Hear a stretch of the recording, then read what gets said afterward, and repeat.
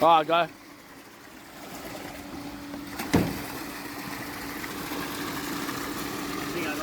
All good, mate? I switch it off.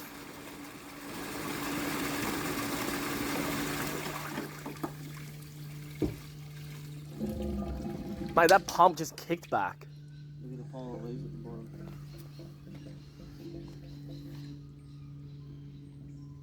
Holy dooly. You got one more? I reckon. These haven't run in a while, so they're currently getting all the air back out of the system because the inflow hasn't been working for a while. So you can see now it's all shooting it down towards the MDX already. You can see all the leaves traveling down, and then if you have a look, you'll see it's pulling all the debris in.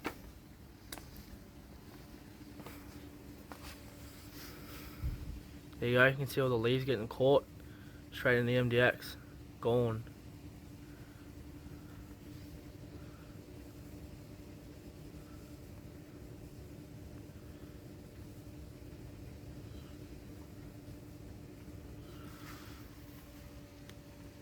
So we're just going to run it for a bit. You can see them all getting stuck in here now, so it's all working properly. That's that fixed head, so you can see as anything cuts along this side of the pool, the fixed head will help push it along and get into the MDX. So we're halfway there, so we'll just do a little bit more tightening up, and then there you go, the other head just came on. So circulating the water, if it hasn't run in a while, you can see all the air coming out of it. So I'll just do its thing now, we'll let the system run. We're gonna see if we're here for a little bit longer, we might actually just get down here and put this lid on. That way it's all finished, so we'll see how we go.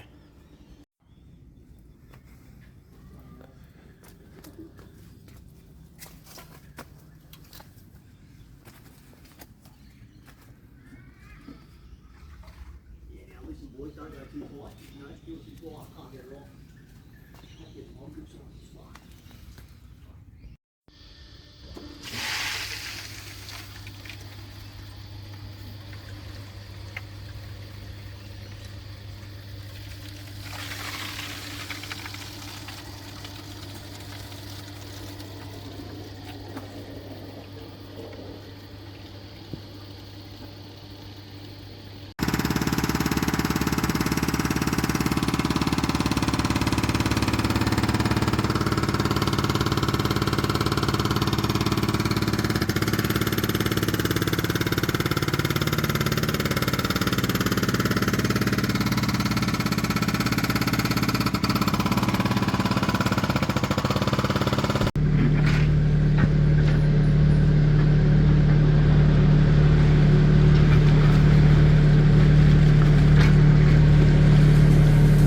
Welcome back APS fans to another in the week of a pool builder series where we're going to carry these on for the whole year.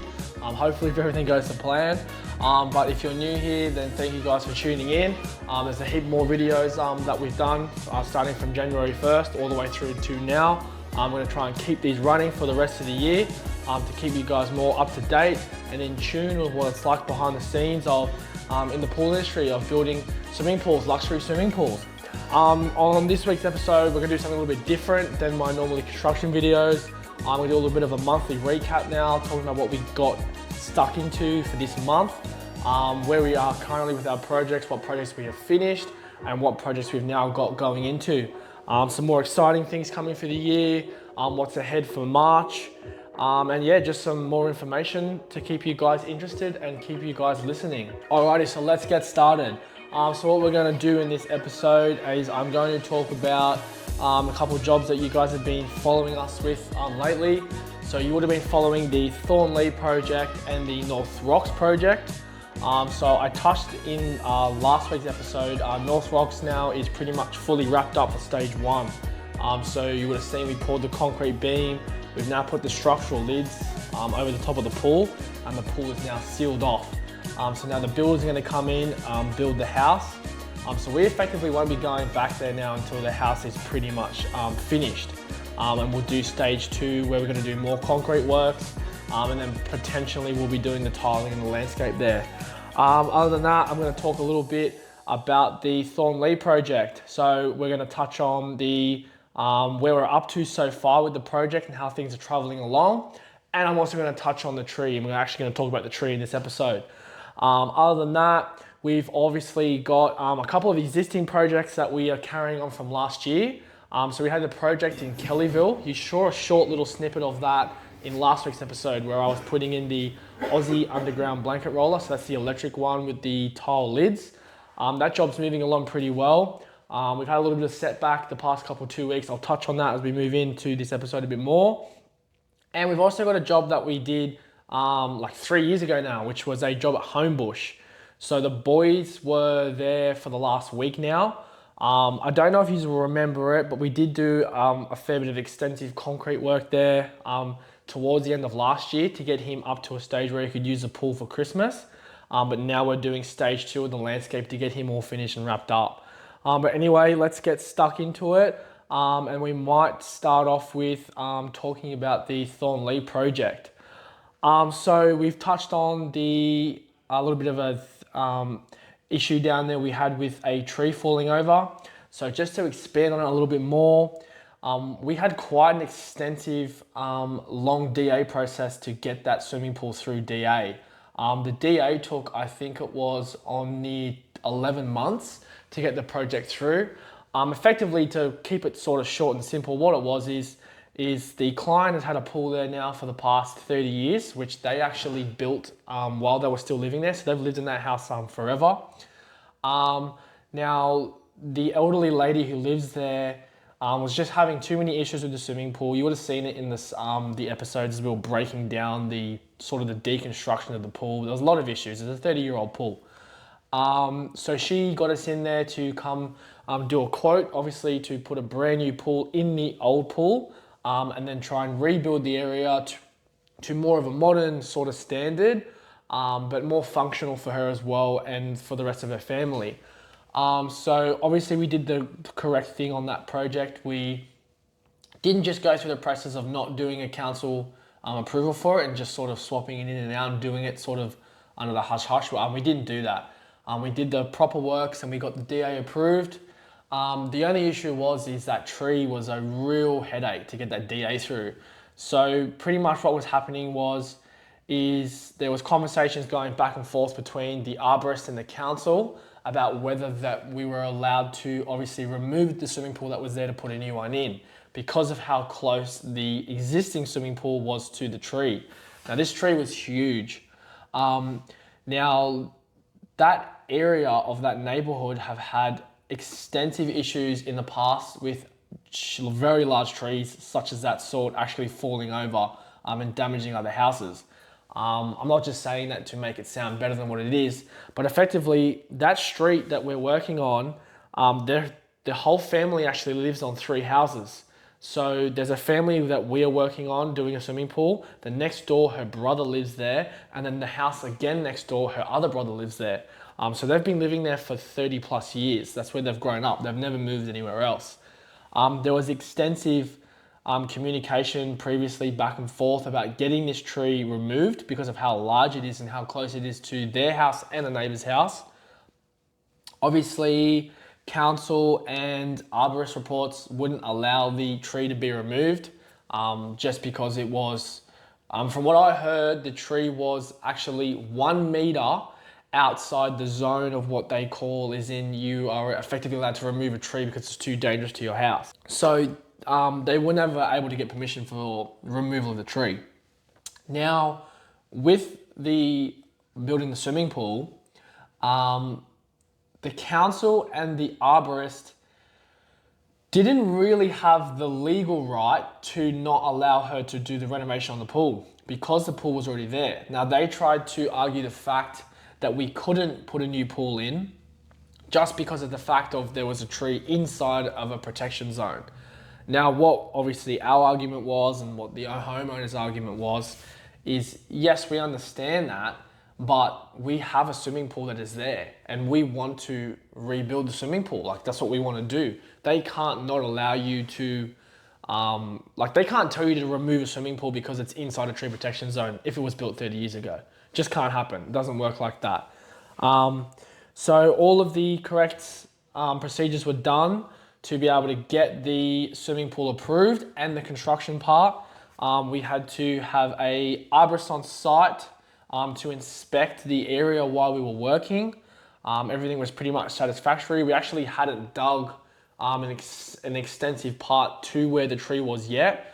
And also under the guidelines of the arborist, we actually didn't have to get her involved until we came across a tree root or a large root that had to be removed.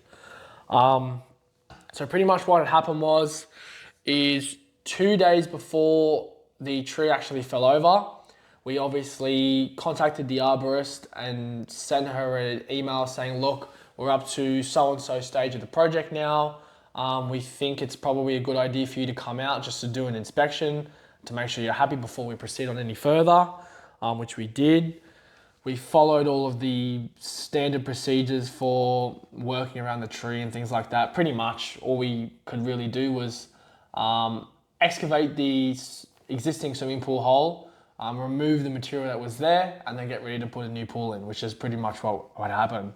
The only thing that really changed is that retaining wall that we were going to build, but it didn't have any impact on the tree itself anyway because it was away from the tree. Then what ended up happening is we had an extensive set of storms that came through in Sydney. We had about 2 or 3 days of excessive rain, and then we had a huge windstorm that came through. So we actually had winds that were clocked up to, I think it was around 100 k's an hour that came through the valley that where we were working there in Thornleigh.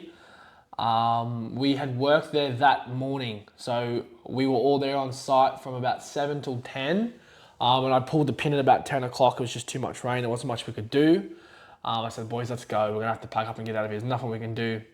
So yeah, we headed back to the yard, and then we had a phone call from the client's son at about 1 o'clock or 2 o'clock in the afternoon, and he let us know that the tree had come down, it had fallen over. It had taken out another 2 trees in its path as it had fallen over.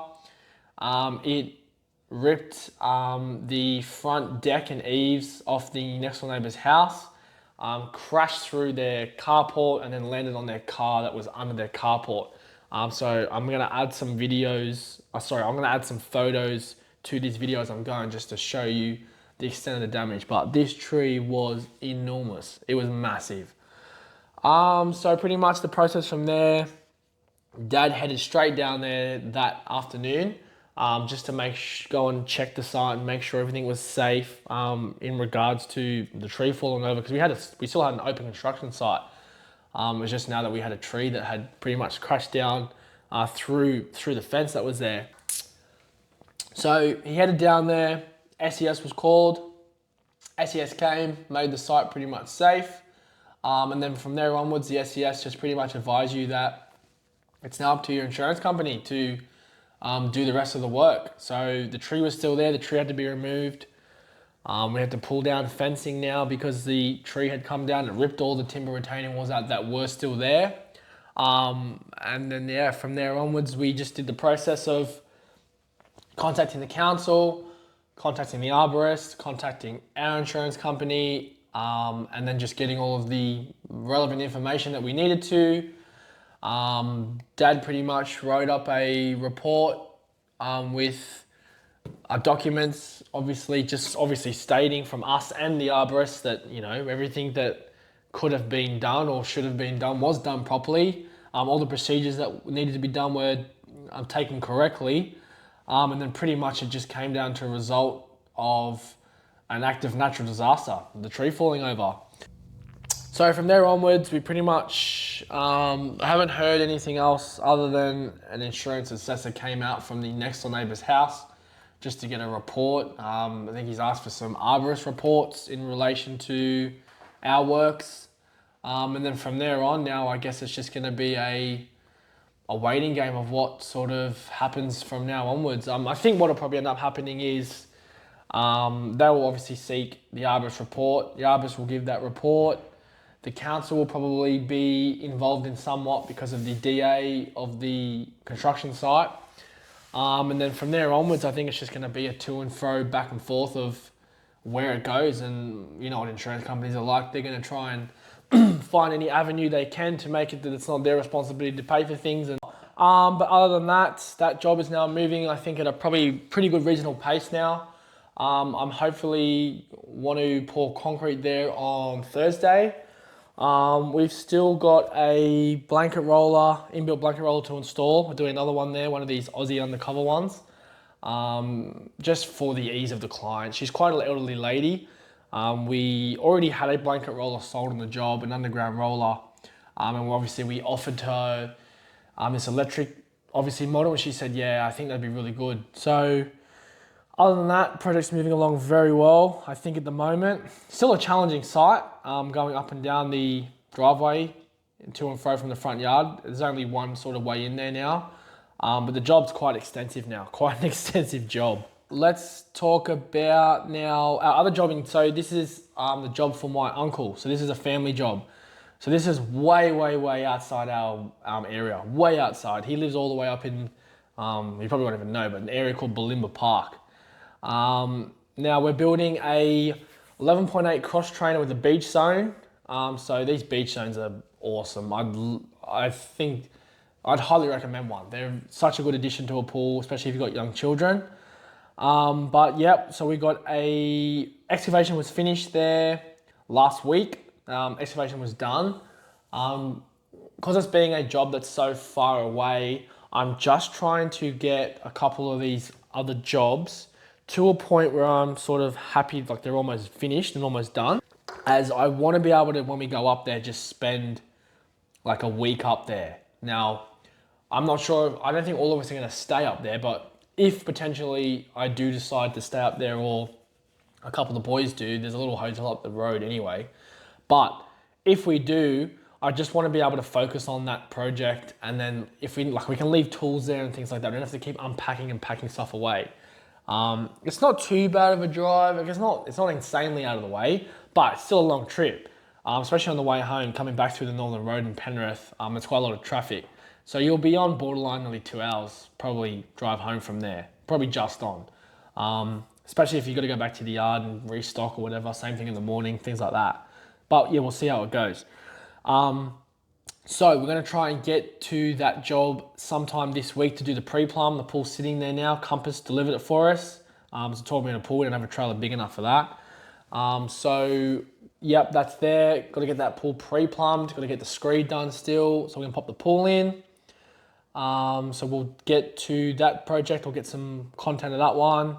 And then the other job we've got is our job at Homebush. Now this is a job from like 3-4 years ago. So we actually did this project years ago outside. So this is not in our area now, obviously, but we did this back before we were like designated to this area. So we did an extensive amount of concrete and tiling and fencing there last year before Christmas, so that we could get the project to a point where the client could use it. So he was using his pool all Christmas, so he was enjoying it. But now we're doing the rest of the work, so his backyard. So the boys have been there doing steppers around his boundary line. His parents live behind him in the house just behind him, so they come in and out through the back boundary quite a lot. And also he wanted an area where he could walk around the property of the backyard without going on the grass, to also get to the filter box equipment, and he's got a large shed in the back. So the boys have been there smashing that. They've done a really good job. I think something there's like 65 steppers. Like, it's insane how many steppers are there. So the boys have been mixing mud, laying steppers there for the past 2 days now, or 3 days now. It's done a really good job. We still got to do edging there, decorative pebbles, turf underlay, turf. And I think that's about it. Then we'll be wrapped up and we'll be finished out of there. So they're doing a really good job. I want to try and get that job also finished this week. That's what I'm hoping for. Now, that's why I haven't really had much content this week to post, which is why I'm doing more of this video this week. This wasn't really planned for me to do this. It's just I've been under the pump, very busy at work. I haven't had time to be able to shoot stuff while I'm there. I've just been flat out. We've had one of our boys off for 2 weeks now. So I've just been trying to manage things and just obviously try and do other stuff and still work. Dad's been doing the same thing off and on. Yeah, like I said, it's been a very, very, very strange start to the year. But there's not much you can do about it. You just got to deal with it. Other than that, this week, what else did we do? I'm going to add the video in here of a little service job that me and Logan went and did. That was a cool job. So this was a job we did like 4 years ago now. No, 5 years ago, 2020, we put this pool in. This is a maxi rib pool down in Gladesville. It's a full out of ground maxi rib with a full deck frame around it. It's got a nice timber deck off it and some tiling. But anyway, he just had a little bit of an MDX blockage, had too much debris stuck down in the MDX. So Logan and I went down there, did a blowback, and pushed all the debris back out of the MDX and got the infloor all working. We did an acid pump service. We did a cartridge service. Just touched on a couple of things, made sure everything was working well. We're doing a little bit more of that as well this year. We're finding a lot of clients aren't getting the correct information when they are going to pool shops. So this is a little bit of not a dig at pool shops, but I've heard a lot of my clients, especially when I've rung them back 6 or 12 months later just to say hello, have a chat, or even book in a photo shoot or something like that. I've had a lot of them say that they're just trying to find a decent pool shop to help look after their swimming pool. Just telling them misinformation, telling them that the equipment they've got is overrated, or it's not needed, or it's a waste of money, or things like that. Like, I don't know whether it's because they don't like that they can't make much money off our system because it's so self-maintained. I think that's got something to do with it, but it's just wrong. Like, it's just not, it's not working in with the industry. I have some clients that do monthly checkups on their swimming pools, and they pretty much come out, they check their salt level, check their pH level, change the acid bottle over, put one or two bags of salt in, do a backwash on the pool if they've got a media filter, and take the cartridges out, give it a clean. That's about it. The Hayward gear, they don't tend to like it as much. The acid pumps and the sense and dispense kits. I don't know why, I don't know what it is, but just giving wrong information, telling clients to put too many chemicals in, too much additives and hardeners and alkalinity is wrong and all this stuff. And it's just getting a little bit frustrating hearing the same thing. Like, we're all trying to work together. I know you guys have got to make a living being a service company, but don't go in there trying to then tell them that the equipment that we've used is incorrect, or it's wrong, or it's a waste of money. Or I've even heard stories of swimming pool service companies telling them that in-floor is a total waste of money and sold them a robotic pool cleaner. Like, anyway, that's enough of my rant. Let's move on. We could get down a rabbit hole for an hour. Oh, that's what I didn't touch on. So this week we got a new media company in to do some photo shoots and videography for us. So we had a couple of jobs that I wanted to get done last year, but I just ran out of time. I didn't have time to do it. So we had a new company come on board and do some shooting for us. Unfortunately, because of the circumstances of how busy we are at the moment trying to juggle things, I wasn't able to go. So I was a little bit disappointed with that. Well, not disappointed, but I really wanted to go and meet them, but that's all good. So I ended up sending Dad out there with them. They went and did 4 shoots in one day for us, which was awesome. So I'm really excited to get these hopefully before the expo. So we went and shot a job in Old Toongabbie for a very, very, very favourite client of ours. So I can't wait to get these ones out for him. We shot a job in Kellyville, Vineyard, and then we went out to an old job that we did probably 2 years ago now in Glenorrhea. That one's a killer job, so that one looks really nice. So I'm pretty excited to get these out. So they did drone footage, they did both drone and media footage with a camera, and then they did photo shoots for us. So Dad was there with them, so I think you're going to be able to get to see Dad doing a little bit of voiceover, a little bit of talking, so that'll be pretty interesting to see. He actually rang me up, he's like, oh, they want me to do like voiceovers, are you alright? That's like, yeah. I said, you're there now, you might as well do it, you have to go with it. yeah, so we're going to try and get them out and sorted. I've got a couple of them I wanted to get printed off. Nice signs done for the Poolspire Expo. So if you're coming down to that, you will see them there. We're going to be running all new signage this year for the Poolspire Expo, like new job photos. We made a bit of a not a conscious decision, but we wanted to re-update it with our photos. We wanted to have our pools on there that we've done and we've finished. So other than that, Poolspire Expo, the Poolspire Expo organisation is moving along pretty well. We've got a new exciting thing that we're going to do this year. We're actually creating, me and Rochelle are creating some mood boards.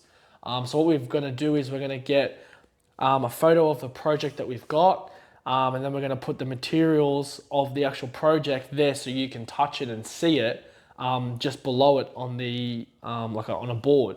That way you guys can get a little bit more familiar with the color choices that we've used in the photo. Just give you a bit of an idea, something you can touch and just something we can interact with.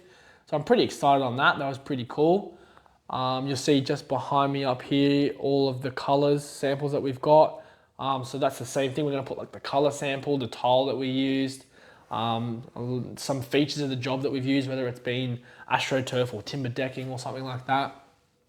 But yeah, that's going to be pretty cool. So Rochelle and I are working on that now at the moment, getting them sorted. Photos are going to get sent off to get signs made hopefully this week. We are taking a TV this year as well. So what I'm going to do is I'm going to put all of these videos that I make like every week. I'm going to just put a YouTube playlist on and just let them replay. Obviously, you're not going to sit there and watch it for an hour, but just to help interact with people, get a little bit more of a interaction with them, showing them that we do this side to the company as well, not just the Instagram and the work. So that should be pretty cool and interesting. Other than that, we're pretty much running the same stuff as last year. I did mention, if you did see in the video I did on Instagram about 2 weeks ago for the Poolspire Expo, there's going to be a massive deal that we're running out for the Poolspire Expo. Now, these cost a lot of money for us to run these expos and get ready for, and we want to be able to see a good, decent return out of it to make it more affordable for us to keep doing it year in, year out. Because these are expensive, these Poolspire Expos, for us to attend, for us to prepare for, and for us to manage. I'm not saying that anyone else has got it easier whatsoever, but there's a lot of background work that goes into it. We've got to get a pool sent down there. We've got to organise all the flooring. We've got to take TVs and flyers and brochures and balloons and get all the stuff ready to go down there and take it. It's a full weekend event. And it's a toll. It takes a toll on everyone, an absolute toll. Everyone's like, oh, the expo, I haven't done this, I haven't done that. So yeah, we're going to be running some insane deals. Like, I don't think anyone will probably match the deals that we're going to run. If you want to see it, come down and show it. I'm going to post it out on the weekend anyway, but nothing's coming out beforehand anyway. Other than that, so we pretty much recapped that. The only other news I've sort of got is we have got a new machine on the way. We are replacing the 3.5 tonner that we have got. So we've had that machine now for probably on 5 years now. So it's pretty much time for an update on that one. That's probably the second most used machine in our company. The first is going to be our 1.7 ton excavators. Those things they're awesome. They're such a good source of equipment. We love them. Everyone uses them every day. But yeah, so we've got a new machine on the way, a new 3.5 tonner, the new color scheme. So obviously they don't make them yellow anymore. They're all red now, the new Yamahas. So that's gonna be pretty cool. Touch on sales. So sales have been better. They've been better this month. We've seen Tony's had a really good month now with his sales. I'm not going to touch on numbers, obviously, because it's not really important. But Rochelle and I did a lot of background work in the Google advertisement. We did a lot of background on the marketing sort of side to make sure that we were trying to capture all areas so that we were being seen everywhere, if possible. So we have seen a massive growth in the click and ratios of the SEO and the Google ads and things like that, the website clicks and Instagram and things like that. So we did see that. Inquiries came up. So we obviously had more inquiries coming through weekly and more leads coming in. Now we've just got to turn those leads into obviously sales. So it's been a good process. We've been running it for now 6 months. So at the end of this month, actually February, so, at the end of March, sorry. At the end of March, we're gonna do another reassess on it, a reassess, I should say, and just see how it's going, if we should adjust things or if we should stop spending on it completely.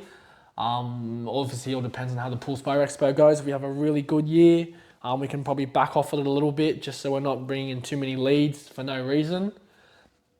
But yeah, it seemed to be a bit better. I don't know where all this information, I've heard some very strange information going around that it was a very good year in sales for pool builders. Some article came out on something, I saw it and I was like, I don't know where they're getting their data from, but from everyone that I talk to in the pool industry, it's been quite the opposite. But yeah, I think we're starting to see the rebound effect on that now, which is pretty good. We've got some big jobs coming up this year as well. So Tony was able to sell a full freestanding maxi rib out of the ground out in Currajong, I think it was. So this pool is going to be built on a fully suspended plinth. Now what that entails is just to give you an example, I'll try and do it here so you can understand. Now in the back of Currajong out there, it's very hilly and very, it's all over the place, a lot of mountains and hills. So all the houses are usually built on timber frames and stilts and posts and things like that. Effectively what we've got is we've got a house level with a deck that stays at this level. Then we've got an existing ground level which is around here. Now what we're going to pretty much end up doing is building a suspended slab plinth, is what we call it, with steel posts and then a frame, and then we put bond deck in it and pour a slab. So that way when we put the pool on the slab, it'll finish at the same height as the existing deck of the house. So that's gonna be a pretty cool job. Obviously we did that job without any advantage in it, just because it's quite difficult to do in-floor cleaning on a pool like that with a plinth. Also the client obviously looked at their budget with what it was gonna cost to do the work for the plinth and the maxi rib, and they just said, look, I think we'll be happy with more the logic system. So that's actually this here. So something like that. So this is very similar to the one that Compass have got. This is just a bit of a different one. But the way it works is that you have a series of these running around the perimeter of the pool on the walls. And then the way it works is there is obviously a funnel of water which obviously circulates the pool. So you know how I talk about in-floor cleaning where it rotates the heads and they hit the wall and it all does like a bit of a siphon cyclone of water. Well, these logic ones are just like a down jet. So they pretty much push a nice stream of water down. They'll obviously hit the radius of the floor and then also make a bit of a circular motion. So obviously you don't have the benefit of cleaning the debris from the pool. It's not going to do that. There's no main drain suction. But for your water chemistry side, beautiful, perfect. It's a really good alternative. If you just can't afford that little push with in-floor cleaning, logic for water circulation is beautiful. It's an awesome thing to have. But yeah, other than that, we've also got another pool spa waiter combo that is coming up as well, which I think is out in Glenorrhea. That's going to be pretty cool. I think we have done a pretty good job in the marketing area of what we were trying to target. I think what we're going to do now is try and target some other key areas as well. We weren't doing much marketing in the Dural area, just because we were trying to see what the click rate was like working in sort of out our way with the new estates like the Gables, the Hills of Carmel, Alara and things like that. So I think we'll still keep them going, but I think we'll also try and push for a bit more out in the Dural, Glenorrhea way. We've done a fair few jobs there before. What we find is it's that point of trying to convince someone of why they should purchase a fiberglass pool instead of concrete. Everybody still has that stigma of if you have concrete, you've got a far superior pool and things like that. There's so many benefits to not go that way. Obviously, there's still plenty of benefits to have a concrete pool. Don't get me wrong. If you want something extravagant and you want something that's custom and things like that, by all means, I'd love to have a concrete pool to be able to make whatever you want, shapes and angles and depth and things like that. But just to make simplicity of cost effectiveness, time frame, and maintenance, they're probably your three things of why you'd go a fiberglass pool. So yeah, we've got a couple good jobs coming up for the year. Pool Spire Expo obviously already touched on it. But yeah, other than that, I think that is pretty much it for this week's episode. I'm sorry I didn't get much content. I've just been absolutely under the pump. I've got a little bit, I'm gonna put it in here anyway. But yeah, thank you guys for sticking around and watching week 5. So we're getting there, we're moving along. I'm gonna try and keep these going. I've got the Pool Spire Expo coming up, but I wanna get some footage of that too, because I think it's gonna be really interesting for you guys to see the back end of what it looks like getting set up. So that's gonna be pretty interesting. Yeah, other than that guys, thank you guys heaps for watching. Keep watching us on YouTube and Instagram and Facebook. We've also got the Spotify, which I'll put this one up on because it's more of a podcast based for the Poolcast. Other than that guys, thank you guys for tuning in. And if I don't see you guys soon, hopefully I will see you at the Pool Spire Expo, or hopefully we'll be building a pool for you soon in the near future. So other than that, stay safe guys, keep swimming, and I will see you guys soon.